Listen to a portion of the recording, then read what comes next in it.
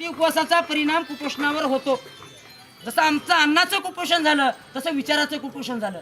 म्हणून तुकाराम महाराज त्या काळामध्ये म्हणाले, विचाराविन न पाविजे समाधान. व्यक्ती गेल्यानंतर हजारो वर्ष जिवंत ठेवायचं काम विचार करतात. म्हणून तुकाराम महाराज म्हणाले की उजळा वया आलो वाटा, खरा खोटा निवाड. शिक्षणाची व्याख्या तुकाराम महाराजांनी सांगितली. सागरामधून घागर काढणं सोपं आहे, घागरीमध्ये समुद्र बसवायचं काम संतांनी केलेत. जगाला सत्य सांगितलेत. त्या काळामध्ये तुकाराम महाराज म्हणाले की रात्रंदिवस हा महायुद्धाचा प्रसंग. संत होती, युद्ध कोणाशी केले? त्या काळामध्ये ब्राह्मण लोक समाजाला लुटत होते. महिलांना बंधनं घालण्यात आलं होतं. सर्वसामान्य माणसाने जर गुन्हा केला तर त्यांची मुंडी कापली जात होती. बामण गुन्हा केल्यानंतर फक्त तिची चंटकी कापली जात होती. म्हणून तुकाराम महाराज म्हणाले, शिका सूत्र शेंडी याचा तोडी संबंध. त्या लोकांशी संबंध तोडा. तुमच्या हाताने तुम्ही देवाची पूजा करा. तुमच्या हाताने करा ना, काही पाप लागत नाही. तुमच्या हाताने सत्यनारायण करा, तुमच्या हाताने वास्तुशांती करा, करा वाटलं तर. म्हणून तुमचा पैसा वेस्ट कामाला खर्चू नका, वेळ वाया घालू नका, ऊर्जा वाया घालू नका तरुण्यातली. म्हणून संतांनी त्या काळामध्ये सांगितले, सरळ या वसंत काळ काय करेल पर्जन्य काळ. वसंत ऋतू गेल्यानंतर पर्जन्य काळ काय करणार आहे? किंवा ह्याच्या पलीकडे जाऊन दुःख व्यक्त केले. आमच्या देशामध्ये कसं वातावरण आहे सांगतो ऐका. म्हणाले, आंब्याच्या झाडाला जेवढं फूल लागतं तेवढे आंबे लागत नाहीत. जेवढे आंबे लागतात त्याच्यामध्ये काही पाखरं खाऊन जातात, काही वाऱ्या वावदानामध्ये नाश होतात, काही आडीला नासून जातात. तशी आमची हालत आहे. आम्हाला जीव धोक्यामध्ये घालून पैसा कमीताव, मोठा उत्सव करणं, ऋण काढणं, सण करणं. कालपुरा तंड्यावरले लोक 12 मेले हो देवाला जाऊन तिरुपतीला. 12 लोक मेले ऍक्सिडेंट मध्ये. त्याच्या मागले परिवारवाले कसं करावं सांगा. कारण की देव पाहावया गेलो, देवाची होऊन ठेवलो. तुम्हीच देव आहात, तुम्हीच देव आहात. आप मर गए पीछे डूब गई दुनिया म्हणले कबीर. तुम्ही मेल्यानंतर देवाला घेऊन काय करणार आहात? स्वतःवर प्रेम करायला शिका. आमचे लोक आत्महत्या करायला, नापास झालं म्हणून, पैसे मिळाले नाहीत म्हणून, संसारामध्ये कर्जबाजारी झालं म्हणून. संत लढणारे नव्हते, रडणारे नव्हते, लढणारे होते बाबा. लढायला शिकलं पाहिजे आम्हाला. संकटाच्या छाताडावर पाय देऊन आम्हाला कार्यक्रम करायला शिकलं पाहिजे, किंवा आपल्या विचाराचा प्रचार प्रसार झाला पाहिजेत. शिवाजी महाराजचा इतिहास जाणून घ्या. संभाजी महाराजांनी 4 ग्रंथ जे लिहिले, बुद्धभूषण ग्रंथामध्ये म्हणतात, जे लोक दैववादी असतात ते नामर्द असतात, जे लोक प्रयत्नवादी असतात तेच खरे मर्द असतात. जे लोक प्रयत्नवादी असतात. भगतसिंगाला फाशीची सजा झाली. इंग्रज अधिकाऱ्यानं प्रश्न विचारला, तू उद्या मरणार आहेस, तुला मृत्यूची भीती वाटत नाही का? भगतसिंग म्हणाले, मुझे फूलों से प्यार नहीं, कांटों का दीवाना हूँ, जलने वाला दीप नहीं, जलने वाला परवाना हूँ, मिट जाऊं ऐसा बीज नहीं, बिक जाऊं ऐसी चीज नहीं, मैं महापुरुषों की संतों की विचारधारा गाता हुआ अनघाया तराना हूँ. हे भगतसिंगानं सांगितले. म्हणून हा इतिहास आम्हाला शिकवला गेला नाही. शिक्षण असं शिकवलं गेलं, ग गणपतीचं ग, ब भटजीचं भ, या यज्ञाचं ये. लहानपणापासूनच हे. महिला वर्ग सिरियल बघून वेळ वाया घालले. तरुण पोरं क्रिकेटमध्ये बिझी. अर्धे लोक दारू पिऊन वाया, अर्धे लोक आश्रम बापू सारखे गुरु करून वाया. कळले का? ज्यांच्यापासून प्रेरणा मिळतो तो गुरु, ज्यांच्यापासून प्रेरणा मिळतो तो गुरु, तुम्हाला जो ज्ञान देतो तो गुरु. असं अशा गोष्टी आहेत. म्हणून गाडगे बाबा म्हणत होते कीर्तनामध्ये, काही लोक थुकण्यामध्ये गेले, काही लोक फुकण्यामध्ये गेले बिड्या, काही लोक दारू पिऊन झुकण्यामध्ये गेले. कीर्तनामध्ये गाडगे बाबा म्हणत होते, बाबानो तुमचा पैसा, तुमची ऊर्जा, तुमचा जीवन वाया घालू नका. हेच गाडगे महाराज सांगत होते. जे का रंजले गांजले त्याशी म्हणे जो आपुले. एखादी गरीबाचा मुलगा 10वी पास झाला, त्याचा सत्कार करायला शिका. ज्याला अन्न नाही त्याला अन्न द्या, कपडे नाही त्याला कपडे द्या. हे गाडगे महाराज सांगत होते. आणि ऋण काढून सण करू नका, हे संतांनी सांगितले. जे का रंजले गांजले त्याशी म्हणे जो आपुले. त्या काळामध्ये तुकाराम महाराजांनी भोंदू लोकांवर वार केलेत. आज महाराज लोकांची प्रॉपर्टी किती आहे सांगू का? तिकडे औषेकर म्हणून आहे, गैनाथ महाराज औषेकर. 700 एकर जमिनीचे ते मालक आहेत, खरबो रुपयाचे मालक झालेत. हे पैसा त्यांनी मेहनत करून कमिले नाहीत, लोकांकडूनच तुमच्यासारख्या. आम्ही जातो महाराजाला देतो, मंदिरामध्ये टाकतो, लेकरांना शिक्षण शिकिनाव, शुद्ध पाणी पिनाव, चांगले कपडे घालनाव. हा, आणि जे काही करेल ते देव करेल म्हणतात म्हातारपणी. जिंदगीभर आपण करतात, म्हातारपणी म्हणतात देव करेल. जे लोक शिकले त्यांना नोकरी लागली, तुमच्या नशिबामध्ये नव्हतं का सांगा? मावशी लेकीला कावर शाळा शिकलीस म्हणलं तर तिच्या नशिबामध्ये तेवढंच आहे तेव का?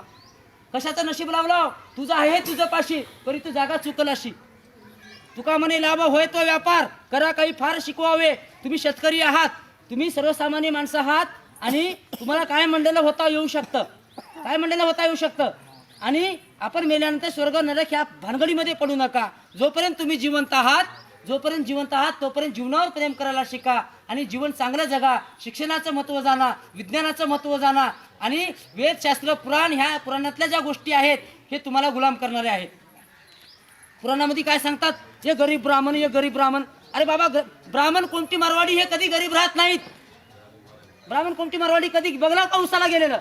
कधी हॉटेलामध्ये काम केलेलं बघितलं का? कथेमध्ये असते हे गरीब मारवाडी, हे गरीब ब्राह्मण. लिहिणारे लोक ते ध्यान ठेवा.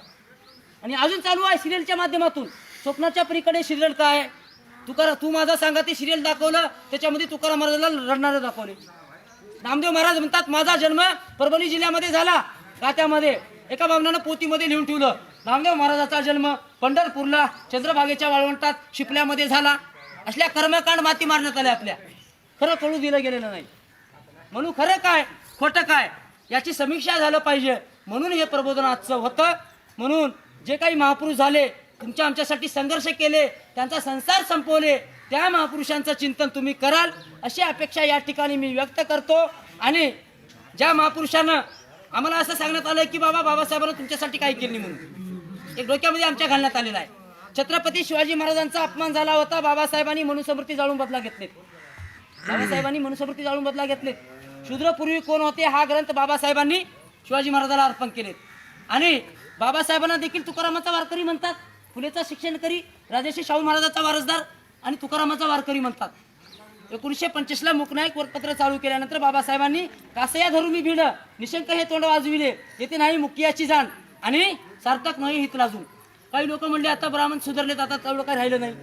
तुकाराम महाराज म्हणाले शेतामध्ये पीक बी आहे तण बी आहे, दोन्ही बी पीक आहे म्हणून राहू देऊन सोडण्यास जमते का? तणाला बाजूला काढावं लागते. फुले म्हणाले त्या काळामध्ये या देशामधील समस्या फक्त ब्राह्मणवाद आणि श्रमणवाद. एक काम करणारे लोक, एक आयते खाणारे लोक, एक मेहनत करणारे लोक, एक आयते खाणारे लोक, एक पोत्या पुराण सांगणारे लोक, एक स्वतःच्या जीवनासाठी संघर्ष करणारे लोक, ही समस्या म्हणून फुलेंनी सांगितले. आणि हेच दिनकर जवळकर पाटलांनी देशाचे दुश्मन नावाचा ग्रंथ लिहिलेत, वाचून बघा. सिंधू घाटी सभ्यता का वाचून बघा. तुम्ही वाचल्याशिवाय आम्हाला कळत नाही. ज्ञानेश्वरी बी तुम्ही वाचा बाबा. आणि तुकाराम गाथा बी वाचलं पाहिजेत. सप्त्यामध्ये तुकाराम गाथेचंही पारायण केलं पाहिजे आम्हाला. कारण ज्या महापुरुषाने स्वतःचा संसार संपवून, तुकाराम महाराज म्हणाले आज्या मेला पंजा मेला बाप मसना गेला, देखत देखत नातू पंतू तोही तैसा मेला. साप चावलं तर माणूस एकटा मरतो, तरी मनुवादाचं ब्राह्मणाचं विष एवढं झरी आहे. आमच्या 3 पिढ्या घरात झाल्या. 3 पिढ्या आमच्या घरात झाल्या ना. हे तुकाराम महाराजांनी सांगितले. काकड्याच्या अभंगात म्हणाले येथे अवघी वाया गेली दिसती सायासे. ऐका, आज तुम्ही ऐकायला लावतो. काही गावामध्ये ऐकायची देखील मानसिकता नाही. लोकांजवळ वेळच नाही. 4 गोष्टी असल्या तर मोबाईल चालतंय, चार्जिंग पाहिजेत, नंबर पाहिजेत, टावर पाहिजेत, बॅलन्स पाहिजेत. आम्ही महापुरुषानंतर जन्माला आलो. महापुरुषांच्या पुस्तका वाचा. कुठेही गेल्यानंतर 4 पुस्तकं घेऊन या. वाचन करून तुमच्या येणाऱ्या पिढीला चांगलं घडवा आणि घडवाल. समर्थ राष्ट्र निर्माण करण्याकरिता, सक्षम भारत निर्माण करण्याकरिता ह्या विचाराची गरज आहे. म्हणून कबीर देखील म्हणाले घुमती चक्की देकर देख कबीरा रोया, 2 पाटण की बीच में साबित बचा नकोय. या देशामध्ये भांडवलदार वर्गाने आणि शासनकर्ती वर्गाने आम्हा तुम्हाला भरलून काढलेला आहे. एवढं लुटलं की आमच्यापाशी काही राहिलेलं नाही. म्हणून कबीर म्हणाले की कमाल म्हणाला कमाल कहे कबीर को दिल का अपाक होय, जो दाना गिल पकडे वो साबूत बस जाय. येणाऱ्या काळामध्ये बुद्ध, कबीर, फुले, शिवराय, आंबेडकर, तुकाराम, नामदेव, चोखामेळा, कबीर, रैदास, गाडगे महाराज, तुकडोजी महाराज यांच्या साहित्याचं जर तुम्ही वाचन केलं तर तुम्हाला जीवन कळल. जर ज्यांनी साहित्य वाचलं नाही, ज्यांना कळालं नाही, ते मात्र अज्ञानामध्ये जीवन जगतील. हे संतांनी सांगितलेत. आणि एवढ्या या ठिकाणी बोलतो. तुकाराम महाराज अभंगाच्या शेवटच्या चरणात म्हणाले, काय म्हणाले? तुका म्हणे पुढे आम्हा कामान ये ग बाळ, उजळाव यालो वाटा. आम्ही तुम्हाला खरं सांगण्याकरिता, चांगल्या वाटा दाखवण्याकरिता आलो आहोत असं संत म्हणाले. एवढं या ठिकाणी बोलतो. आणि मी माझ्या वाणीला पूर्ण विराम देतो.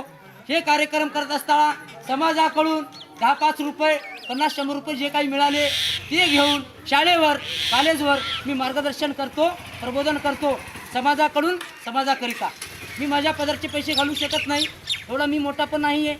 मला फक्त मी वाचन करतो, निरंतर 6 घंटे वाचन करतो. भरपूर साहित्य माझ्याकडे घरी आहे. वाचन करून समाजाला प्रबोधन करायचं काम करतो. शिवाजी महाराजच्या जयंतीला पश्चिम महाराष्ट्रामध्ये राहतो. गेल्या वर्षी लातूर जिल्ह्यामध्ये होतो. आमदा परभणी जिल्ह्यामध्ये आलो. कीर्तन वगैरे करतो, मी गायन करतो. येणाऱ्या काळामध्ये कधीतरी एकादशीला कीर्तन ठेवा, चांगलं कीर्तन देखील करीन, ही गॅरंटी तुम्हाला देतो.